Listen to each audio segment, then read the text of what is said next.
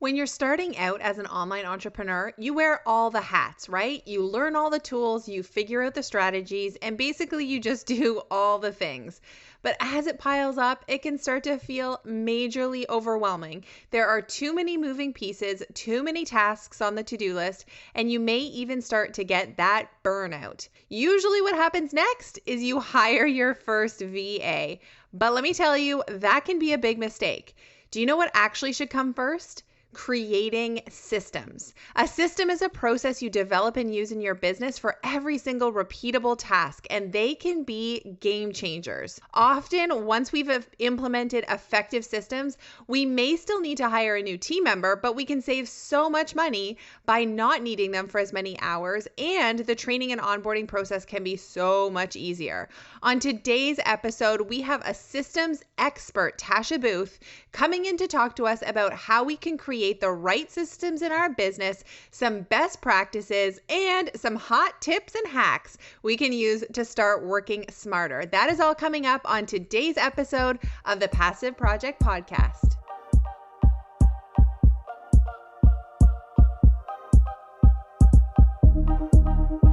You're listening to the Passive Project Podcast, where we talk about how to build your online business to make more income, more impact, and give you more freedom in your life. I'm Gemma Bonham-Carter, business strategist, mom of two, lover of passive income, automation, and coffee. Welcome to the podcast.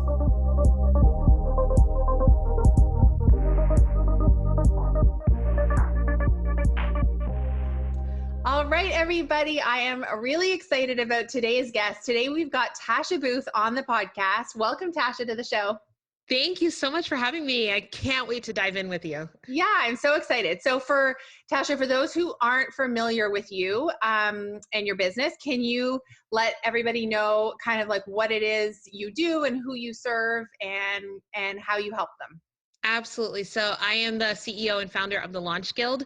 We're an online business management and course launch support agency. So I have an amazing team of 20 that helps with all things digital marketing implementation, especially course and podcast launches. And I also coach and mentor VAs, OBMs, and project managers on how to grow and scale their businesses. I love that. I love that you built out an agency model for digital entrepreneurs because it's so like against the grain sort of like what everybody else does. And it's such a needed, like, I'm not surprised that you have a team of 20 because I feel like it's such a needed service. It definitely is. And it came out of me originally being a virtual assistant and just seeing the need with the clients that I was serving. Anytime they had something new that they were launching, we'd have to like find a Facebook ads manager or find a graphic designer to build the page. And it just became so much of a hassle that I was just like, you know what, I'm just going to hire everybody internally and then I can help everyone. Totally. So, so is that the kind of, do your clients tend to come to you when they're launching something brand new for the first time, or do you have a lot of like retainer clients? How does that work? Yeah, so we have a lot of retainer clients, but we also have clients that come to us specifically for launches. Usually they're in their second or third iteration of their launch. Okay. Because we kind of are a full service, you know, our price points are one that usually new course launches don't come to us. We actually just launched a new service specifically for them where we basically have a day rate where we do everything in one day. And so that's more beginner friendly basically, but most of our clients are already established in the course launch community. Right. Mm-hmm. That makes sense. And so on your team, you kind of have all those roles filled in terms of like copywriting, graphic design, ads, and all of that all under one roof? Exactly. So tech VAs, we have project managers, 3 copywriters, 2 graphic designers, Facebook ad strategists, like literally everyone. That is so fascinating. I love it because it can get really overwhelming as a digital entrepreneur to kind of have to be managing all of those different freelancers and have all of the pieces of the puzzle like working together, right?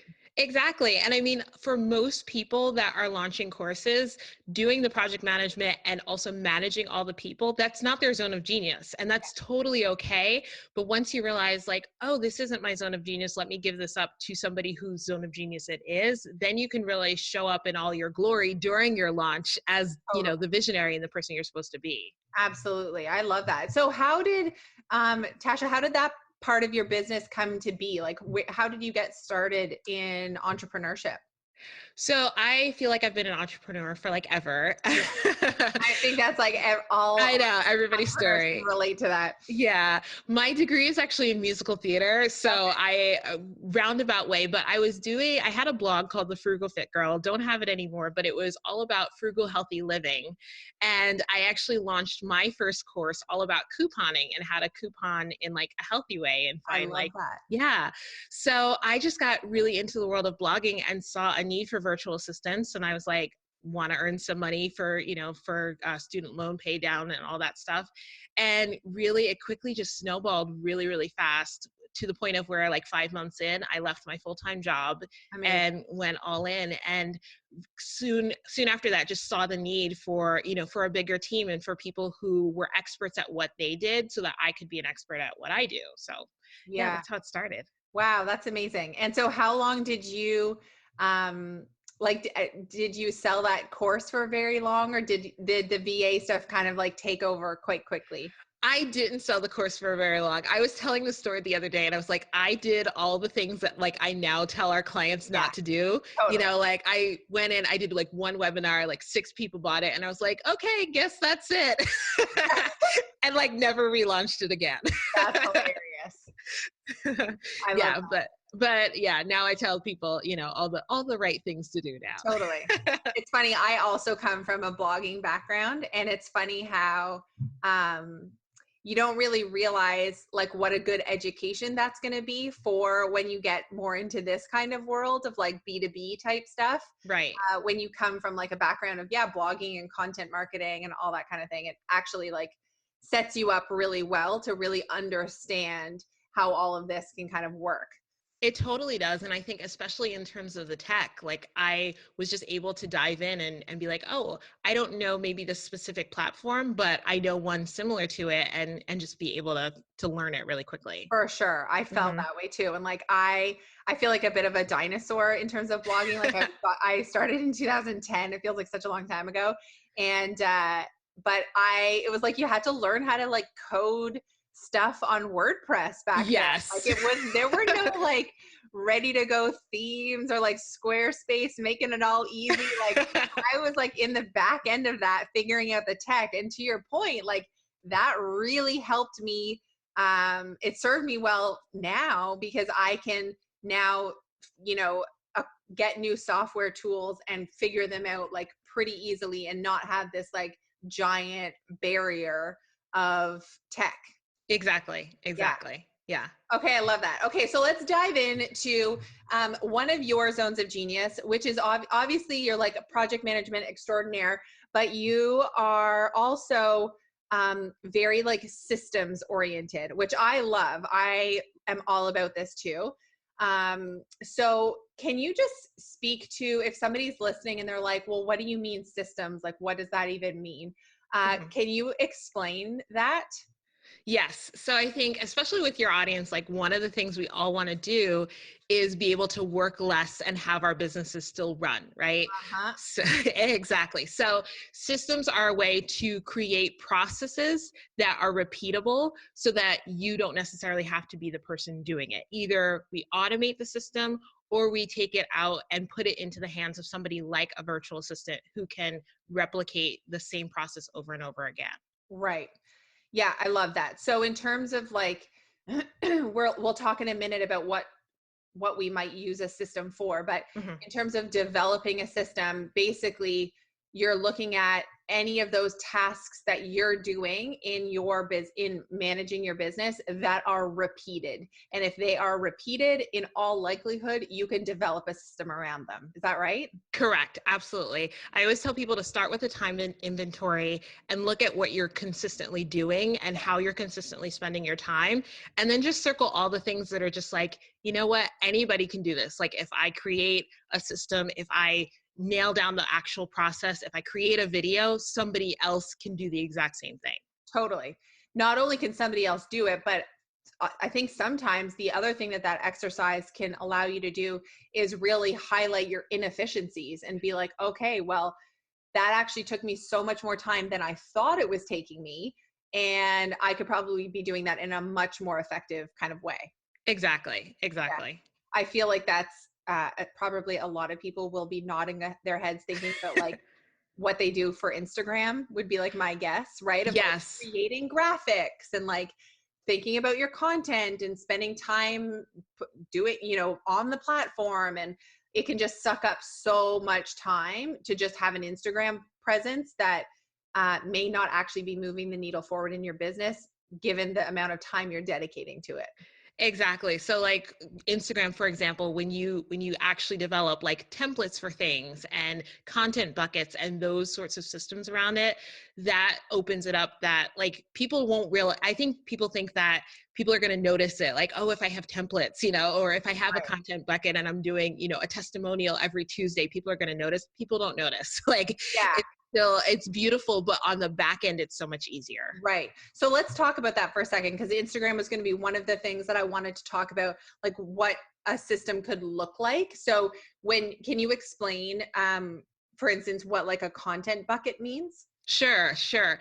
So when we talk about content buckets, we're thinking about when you're thinking about your ideal client, what are the things that they need to know about you, about your product, about your service in order for them to become a buyer, in order for them to buy into your course or your community or something. Hmm. And so there's certain content buckets that I like to do like for testimonials. Usually we'll do like a testimonial Tuesday, or a content bucket maybe around education, educating the buyer so that they understand why they need your service or your course or product. So you Right. want to think about it in terms of, okay, if you're going to be posting maybe five days a week, maybe have 5 content buckets in terms of how you can speak to your ideal client. And they don't all have to be like really heavy things. They Mhm. can be, maybe you have, a quote on Wednesdays or something light and fun on Thursdays or something about your family.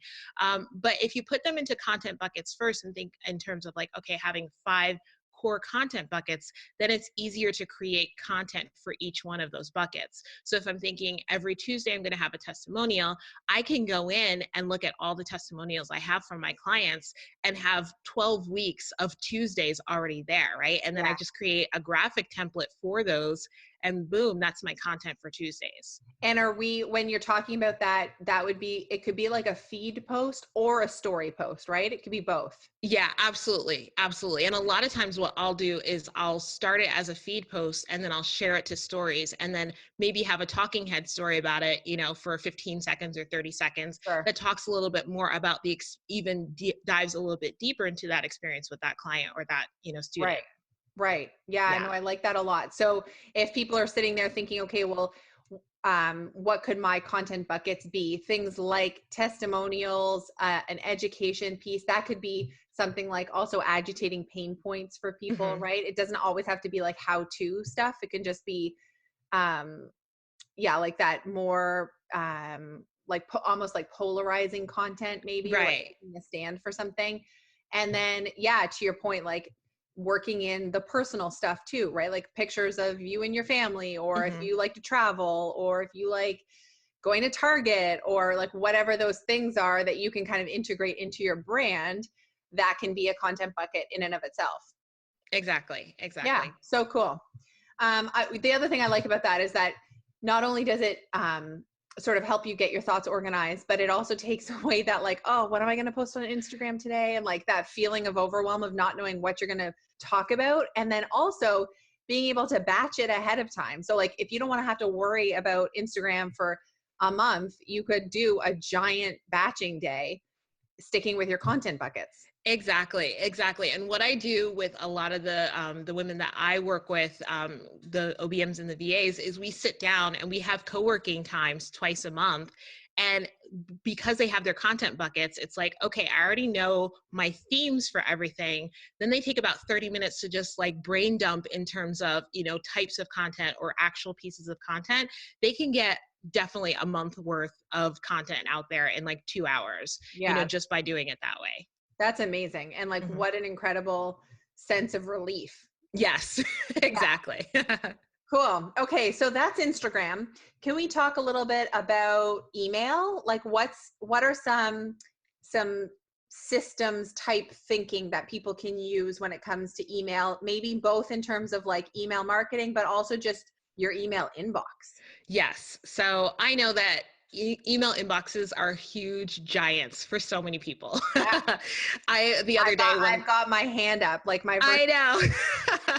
One of my friends was like, I have like 47,000 unread emails. And I was like, oh my gosh, my heart, I can't even do oh my, it. But the key is, number one, realize that email is not an emergency. And I have to tell myself this all the time. Like, nobody is going to die because you didn't open their email and answer them in 2.5 seconds, right? And so I think making time for that and actually scheduling when you are going to check email. I like doing it first thing in the morning, clearing out my inbox, and then last thing before I turn my computer off at night, clearing it out again, and also creating some folders for your inbox and some filters for your inbox.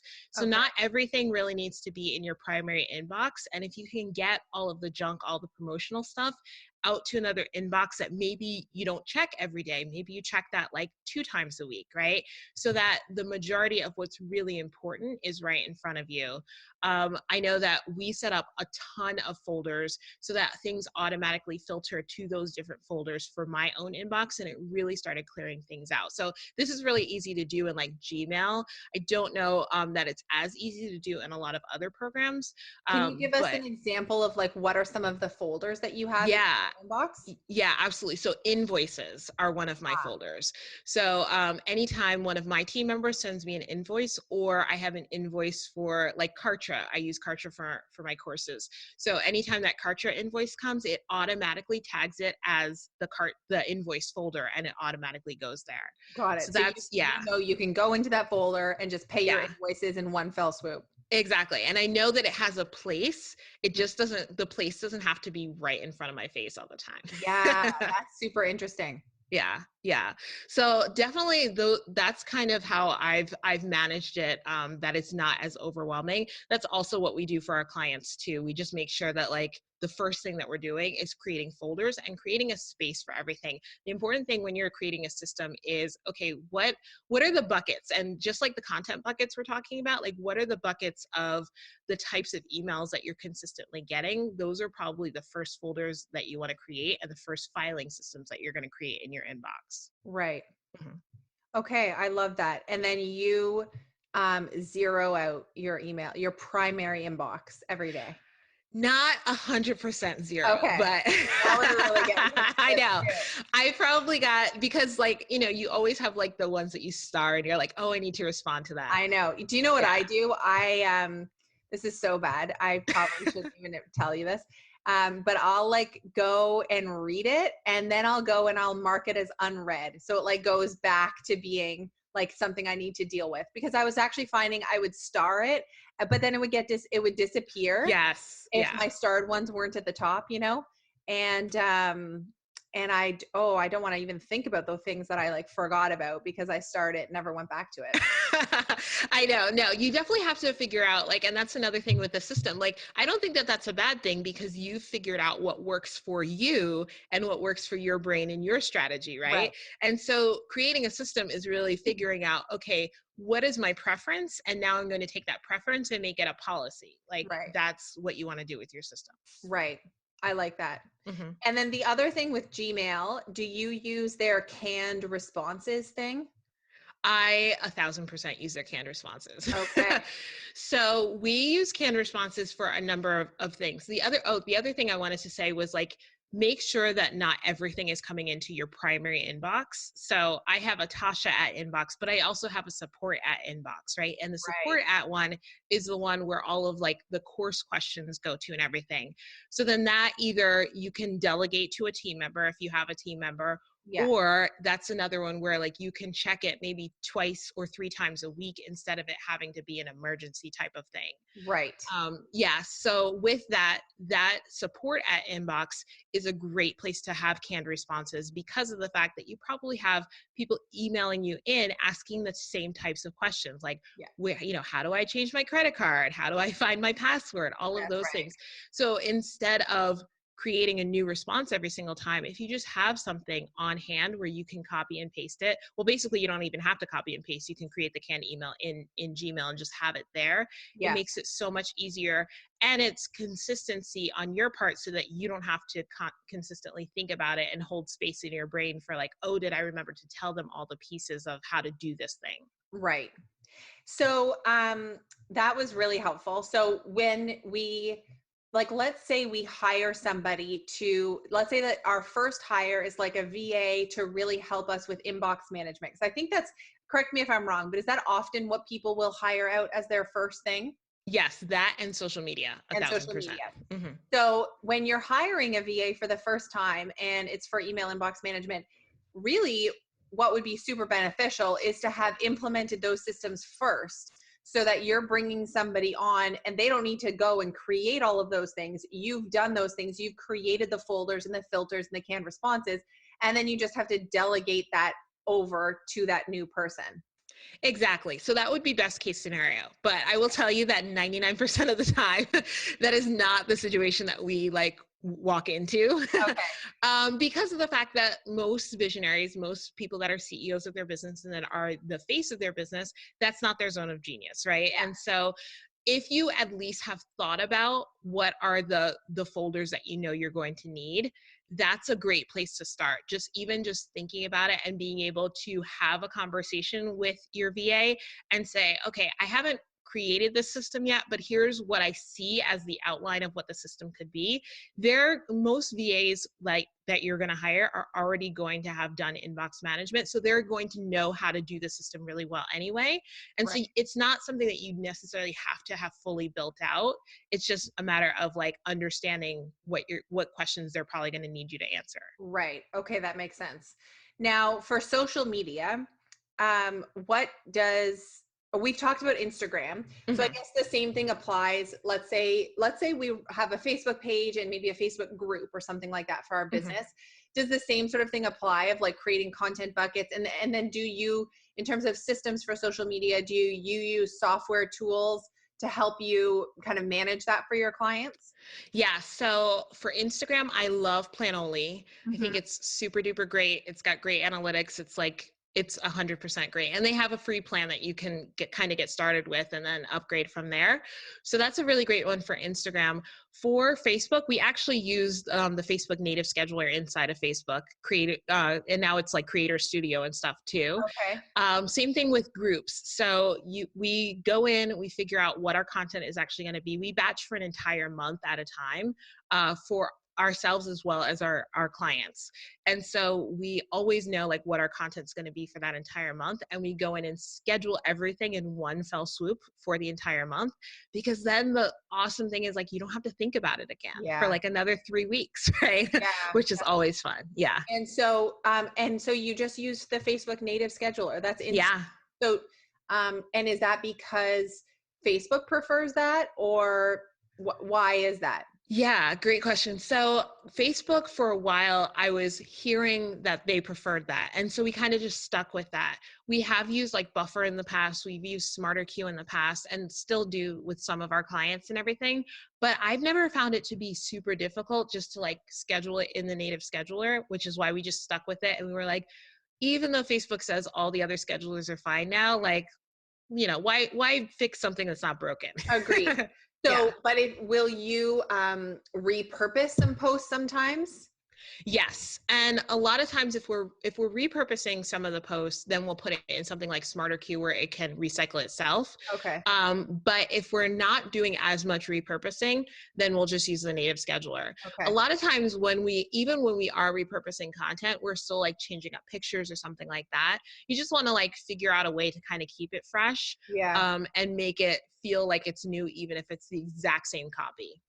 And with the back end of that for either for your own business or for your clients, do you have like a Gmail folder where you keep images and copy, or like what does the back end organization of that look like when you're organized? Oh, I love this. This is the fun part that like makes me tingle.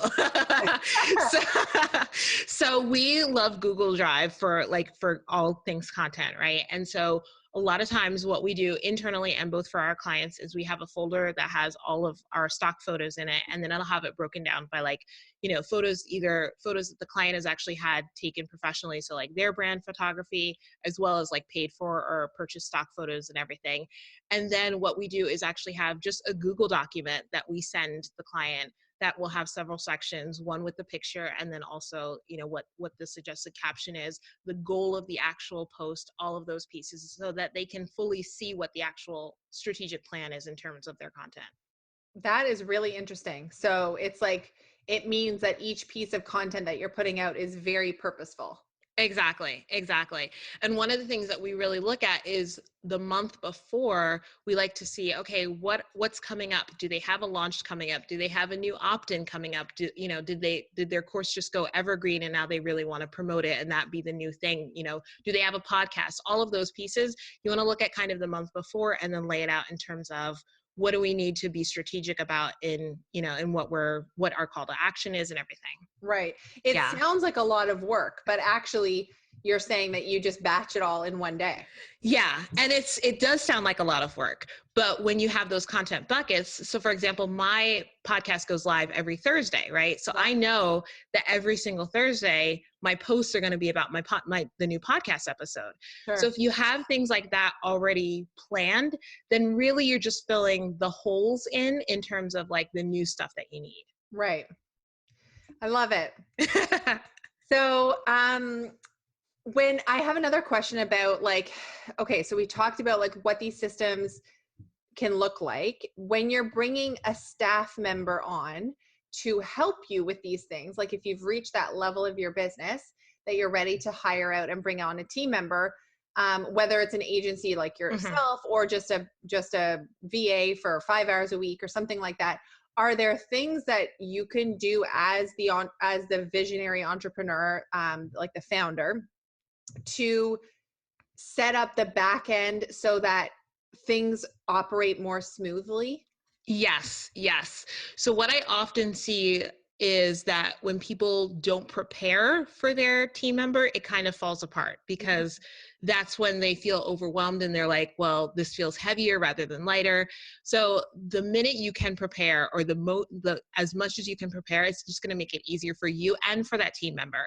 Yeah. The biggest thing that I tell people to do is number one, so you want to do your time inventory. You want to circle all the things that you can take off of your own plate. And then you want to star those first 3 things that are just like, these are the things that I procrastinated on, or I know that I'm not good at, or I just hate doing. Yeah.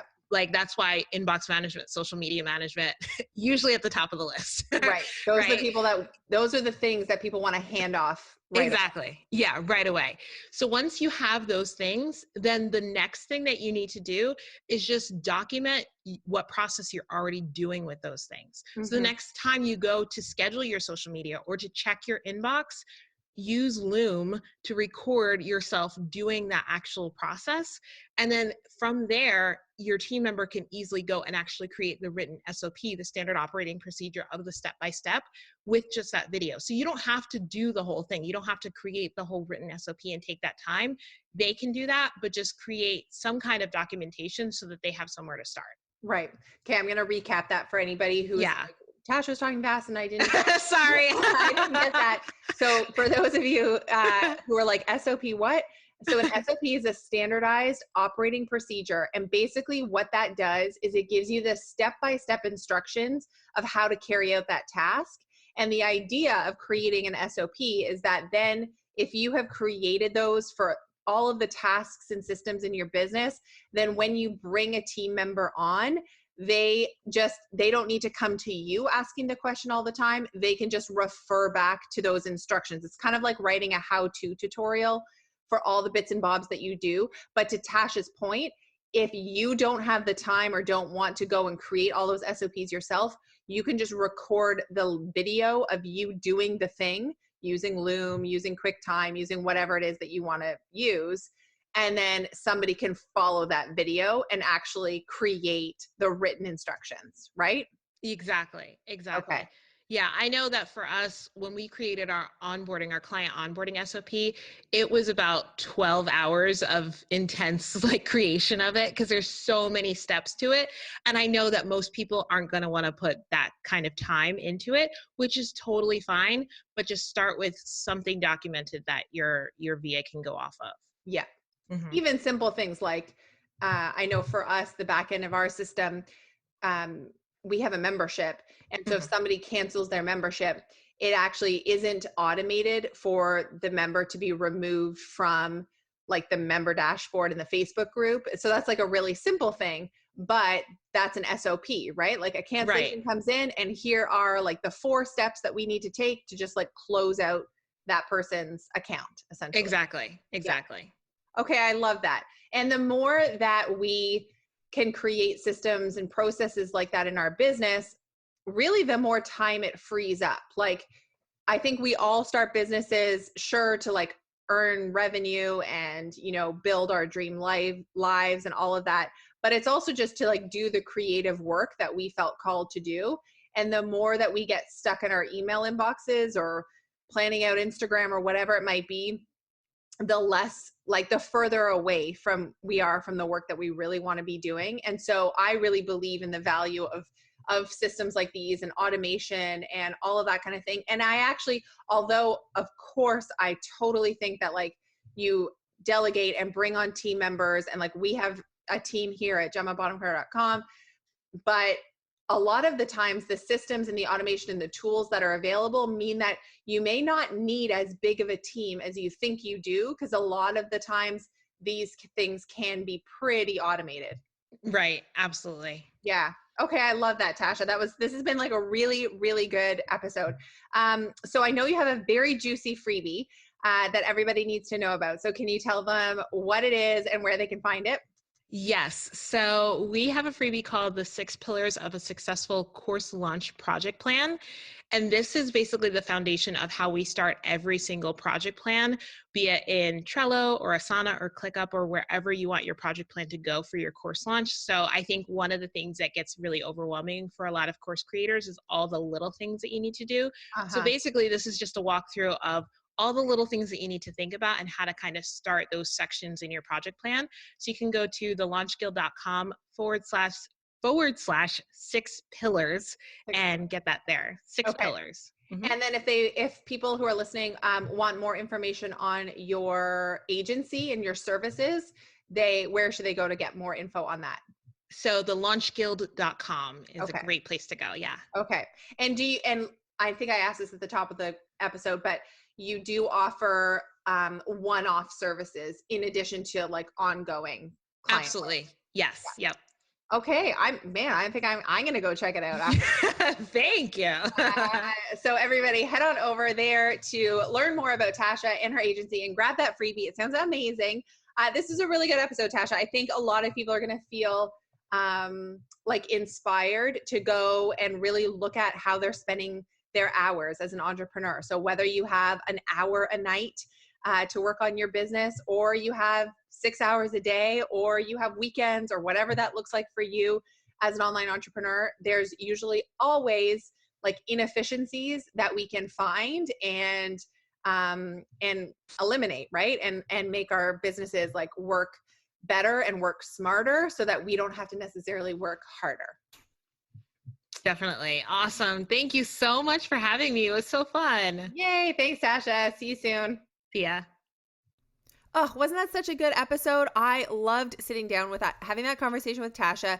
It encouraged me to even go and look at my kind of weekly to-do list and do an audit of what I'm doing in my business and figure out how we can systematize even more to start working way smarter as a team. So I encourage you to do that too. Okay, 3 things I wanted to let you know about. Number 1, if you liked that episode or you dig listening to this podcast in general, could you do me a solid and go leave a rating or review on iTunes? It goes a really long way to helping us continue to make this free content for you. So I would send you some serious virtual hugs if you could do that for us. Secondly, is if you're wanting to launch your own online course, or maybe you have a course and you're just not digging the software platform you're using for it, can I make a recommendation? And get you to go try out Teachery. Teachery is the online course software program that I use for all of my programs, and I'm obsessed with it. It's amazing. And I have a sweet deal. You can go get a free month of Teachery if you use my affiliate link. So head on over to teachery.co/Gemma. They're amazing. Jason, the creator, is a pal of mine, and it's just an incredible software program. Last thing I wanted to tell you about is the free masterclass we have. So if you have a course or a digital offer and you're ready to make more sales, you're ready to create an evergreen machine, you're ready to basically blow up your business, well, you need to go and watch my free class, okay? It's going to change the way you think about growing and scaling your digital business. There are going to be some major light bulb moments, some major mic drop moments. You're going to walk away with a huge action plan for yourself. Okay. So head on over. The link is right with this episode. Go attend that free masterclass and let me know what you think. All right. That is it for this episode. I will see you in the next one.